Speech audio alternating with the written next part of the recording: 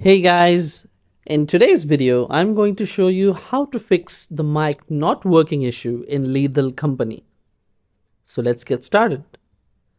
First, right click on your speaker icon and go to sound settings. Make sure both your output sound and input microphone are selected correctly. Now scroll down and click on more sound settings. In the new window, go to the recording tab. Now right-click on your microphone and go to Properties. Click on the Listen tab and ensure the default playback device is selected.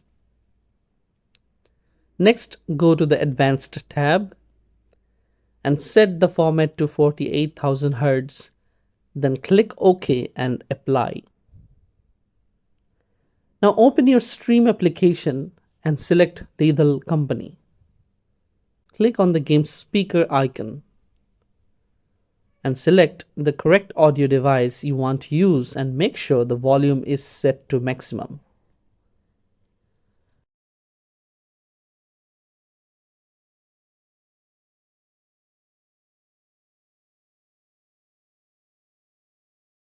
Go to the voice settings in-game and ensure you have selected the correct audio device. And finally, launch the game and test your mic. Hopefully, your issue is resolved now. Thanks for watching this video. If you found this video helpful, please like and subscribe to our channel.